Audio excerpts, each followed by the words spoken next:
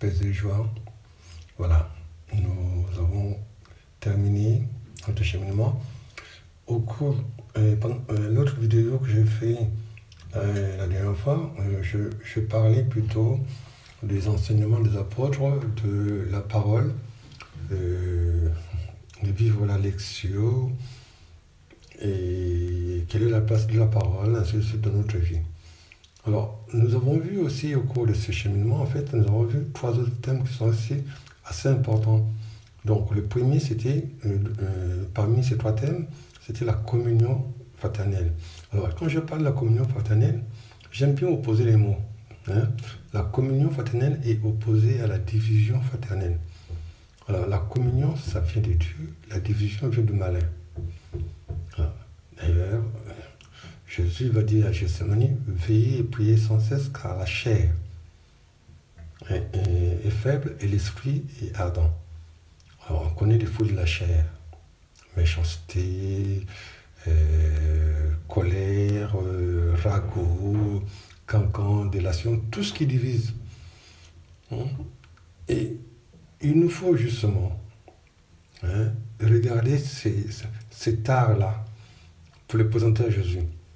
Alors, je vous conseille justement, si vous avez la possibilité, de lire l'Épître aux Éphésiens chapitre 4 et 5, et puis l'Épître aux Colossiens chapitre 3, de voir la différence entre l'homme nouveau et l'homme ancien. Comment vivre justement son baptême chrétien? Parce que si on est chrétien, quelles sont les normes d'un chrétien pour être témoin du Christ?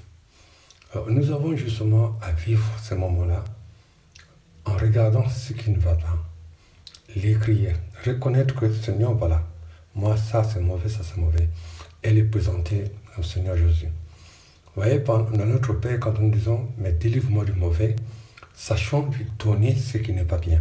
Lorsque nous le recensons, nous pouvons lui donner. Et quand on veut guérir une maladie, il faut voir la source. Si nous ne voyons pas la source, on ne peut pas guérir. Mais souvent, nous cachons. Nous savons que c'est mauvais, mais nous le cachons en nous-mêmes.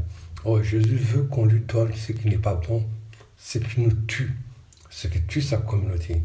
Jésus n'a pas dit, lorsque vous êtes divisés, je suis au milieu. Il a dit, lorsque vous êtes unis, je suis au milieu.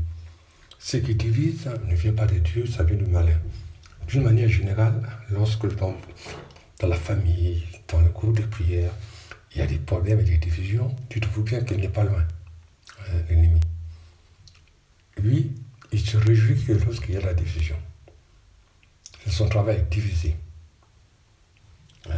1 Pierre 5, verset 8, il est dit, le malin, comme un lion rugit, cherchant qui dévorer. Résistez-lui. Mais pas la prière. Veillez et priez sans cesse, car l'esprit est ardent et la chair est faible.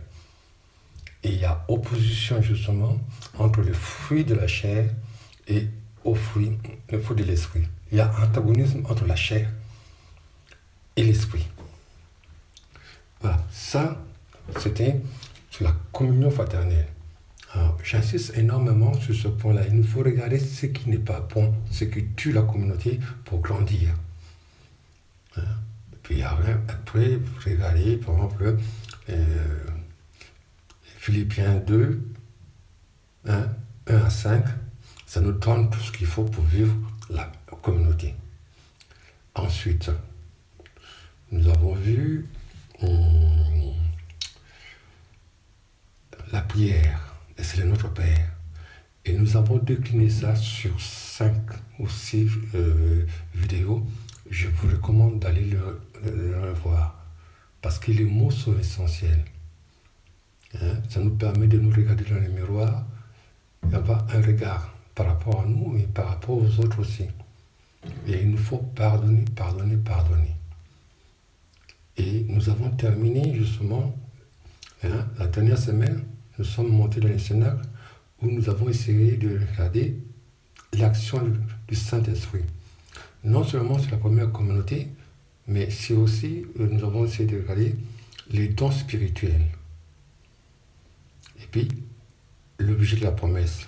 Pourquoi la promesse? Alors, je vous recommande tout cela et je souhaiterais que vous continuez à faire des pas à pas parce qu'on n'a pas fini dans la vie spirituelle. C'est chaque jour qu'on fait un pas. Que le Seigneur vous conduise encore vers ce chemin d'éternité. Que le nom de Dieu soit béni pour chacun d'entre vous. Amen, alléluia et à bientôt. Soyez bénis.